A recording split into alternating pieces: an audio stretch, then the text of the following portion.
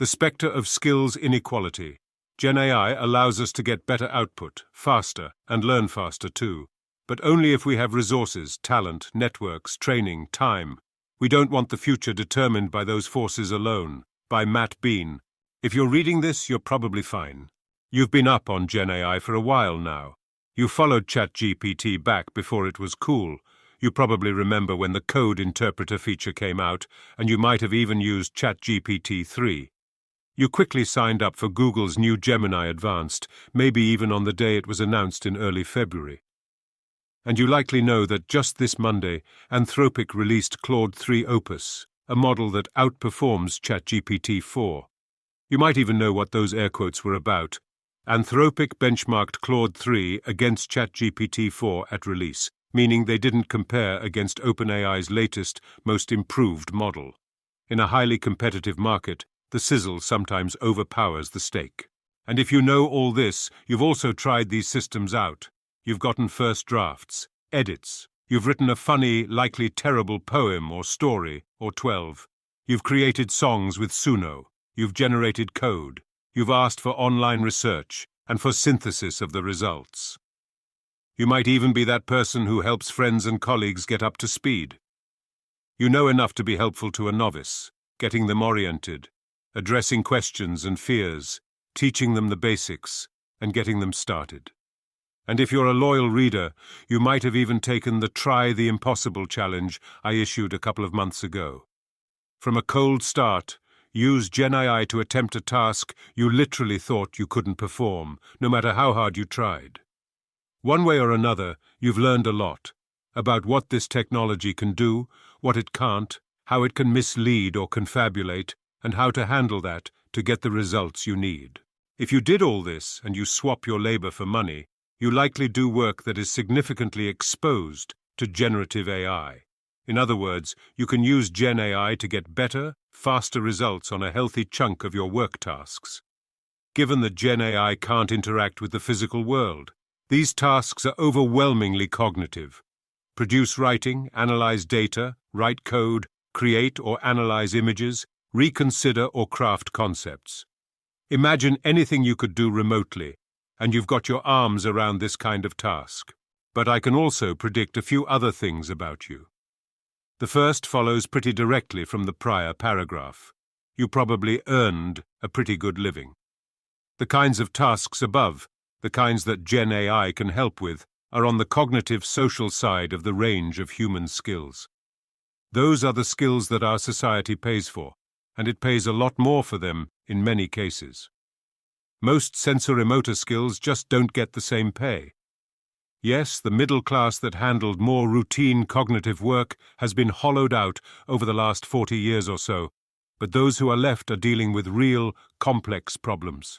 If you're in finance, HR, marketing, or some other internal function, your job might be a bit too routine for your taste, but it requires judgment, emotional intelligence, and more. So fine, you're doing okay financially, and you're in what many labor economists would call a high-skill job. I strongly object, but that's another story. Next, you've got discretionary time. Nobody's studied this yet, but getting the relatively unrefined Gen AI we've been given requires a lot of experimentation, and I think a lot of that is lonely failure.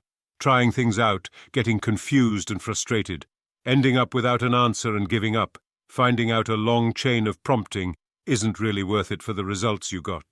Searching online for tips and finding underinformed hype, keeping up on the news of it all, barely pausing to wonder who else is doing this, let alone connect with them. All in exchange for a few eurekas and a small pile of insights that allow you to be reasonably efficient with it today. It's not obvious you've come out ahead on pure productivity terms. Most haven't. In fact, late last year I used this logic to argue that most of us should probably cool our jets on Gen AI. It's a time sink, but let's face it, you've got the time to burn. Relatedly, you're a bit of a deviant. Even now, Gen AI is like electricity and a large electric motor in a previously non-electrified home. You can get a lot of value out of it, but you've got to be willing to do something that you've never seen before, and you can't guarantee it'll be effective, appropriate, or safe.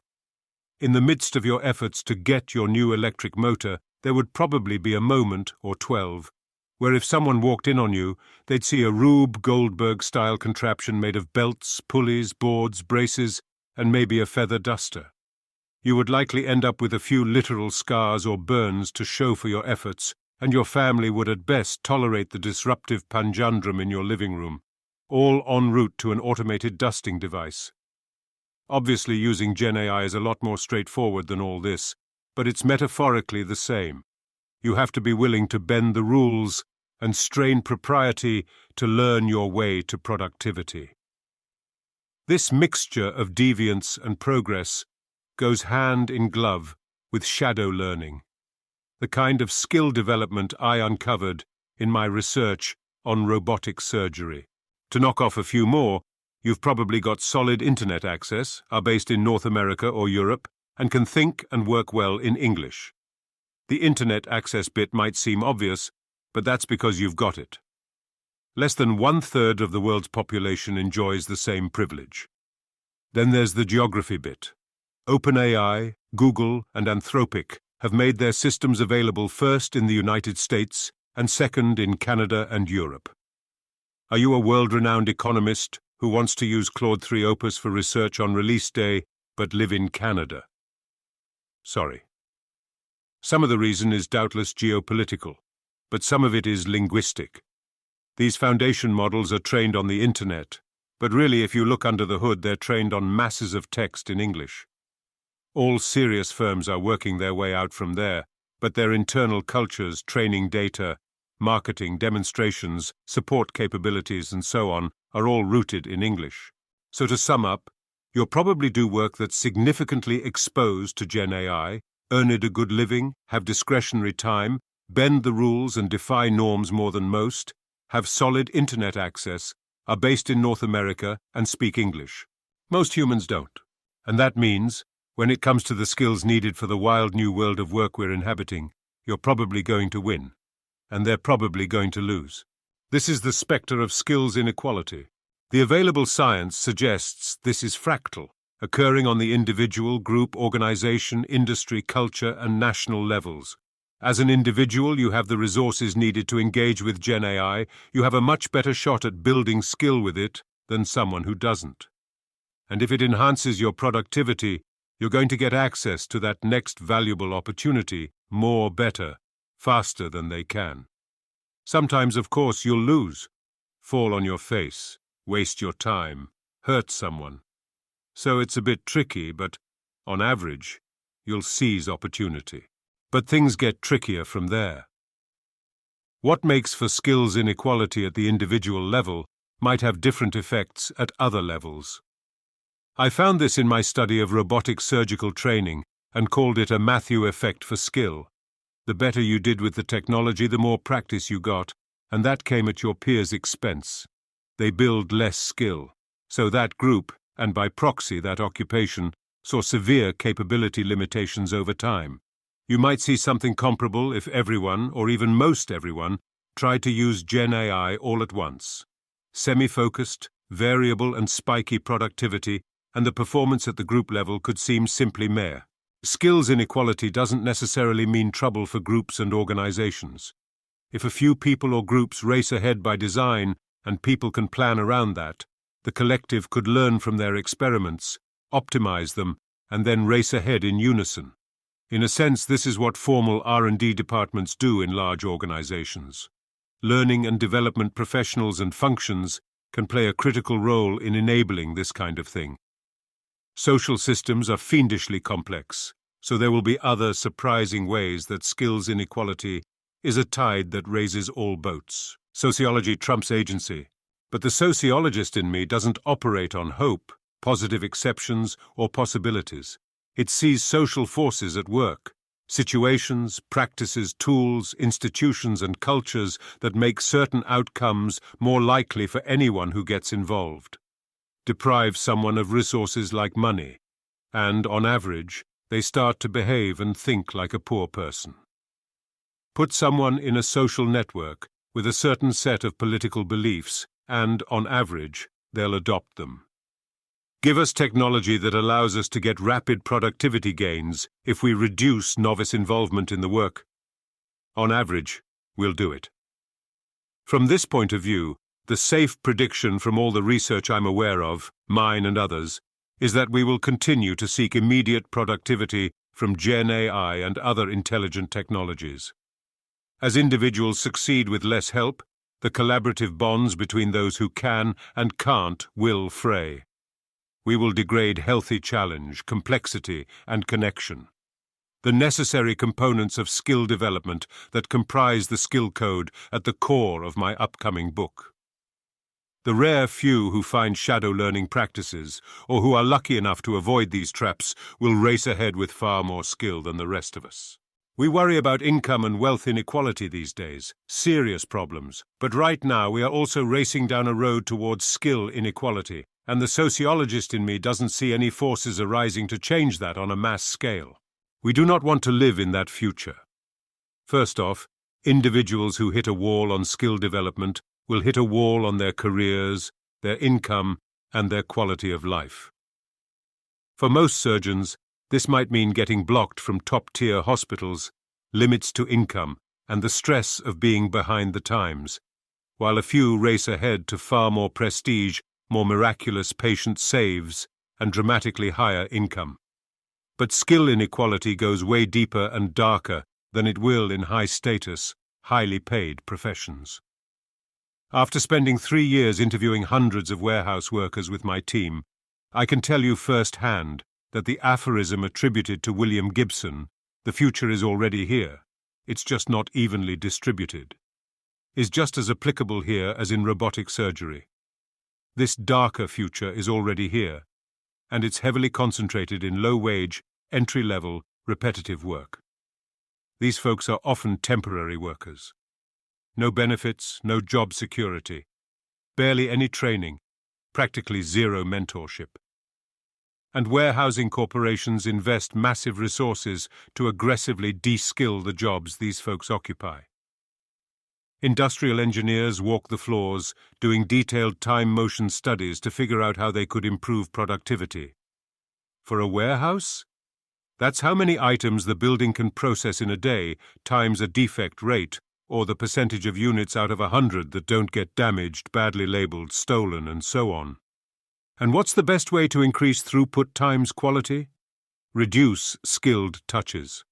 Those industrial engineers know that every time a human has to deal with an item, there's a chance for an error, and that the more skill it takes to handle that item, the greater the chance of the error is.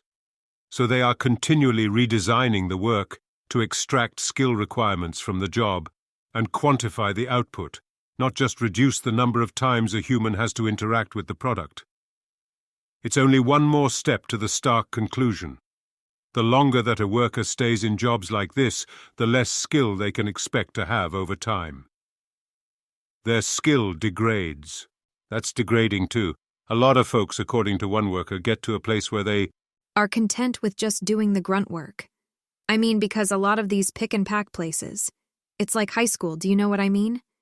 You'd rather just stay in your lane in the palletizing and don't even get involved with the people up there, in other areas. So long healthy challenge and complexity, so long to healthy connection too, said another one. Honestly, I can't tell you about what my co-workers are like, because I don't talk to anybody there. We're trying to go so fast to make our numbers. And this last worker tells us the nasty conclusion. The longer you stay in a job like that, the less likely you are to look for something better.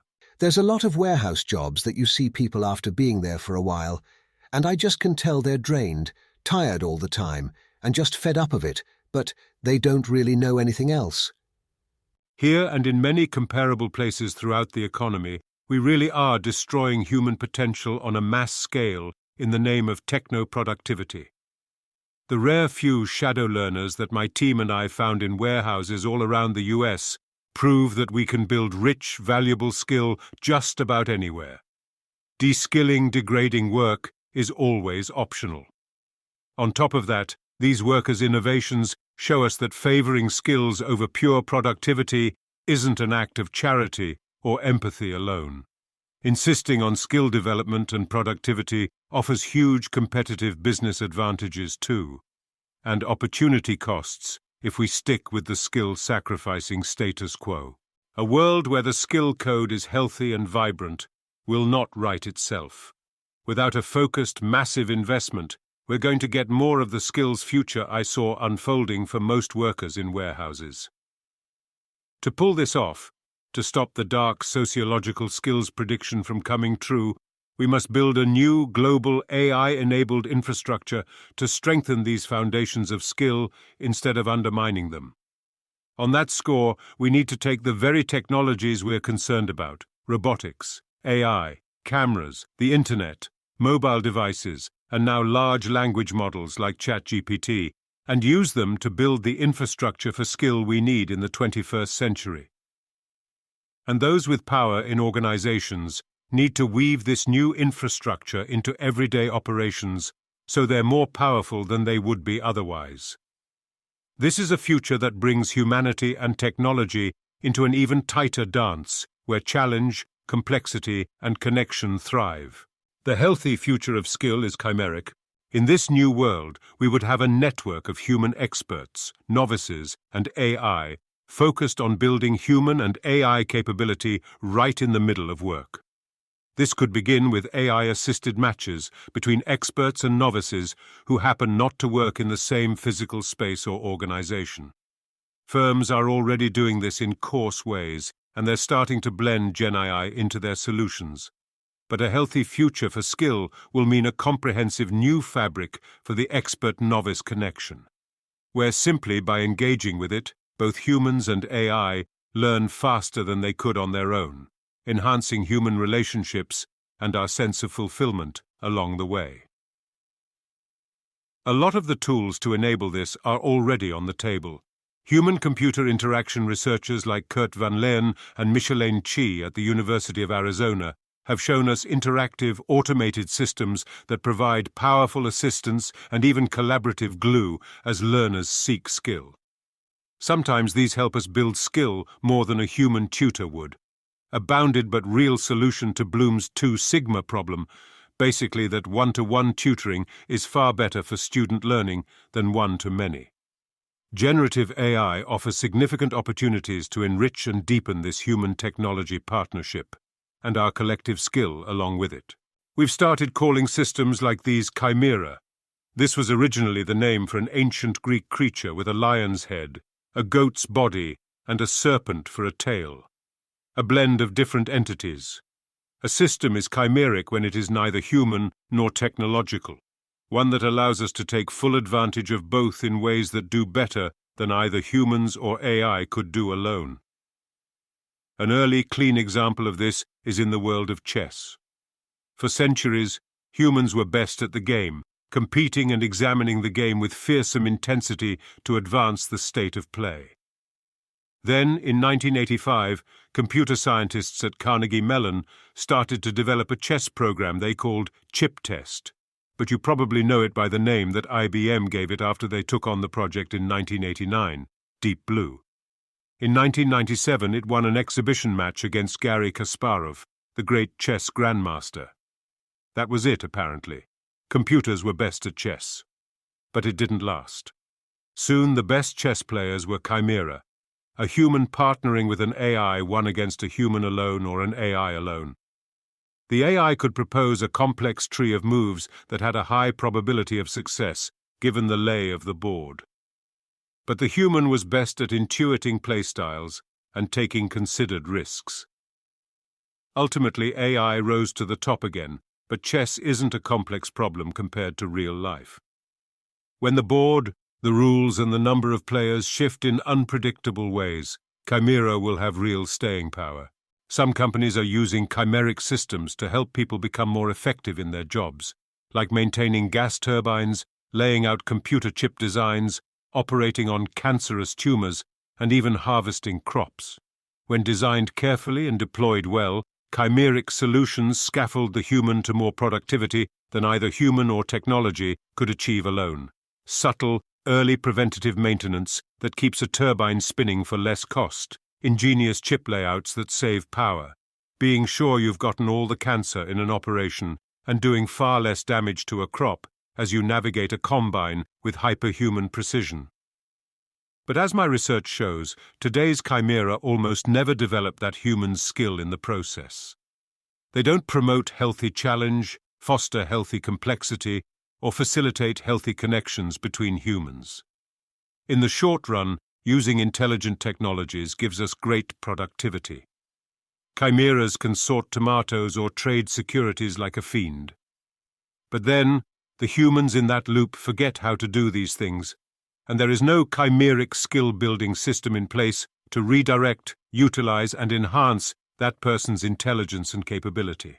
We don't have a digital apprenticeship to replace the analog one we're losing. To save human ability in an age of intelligent machines, we've got to build one, starting right now.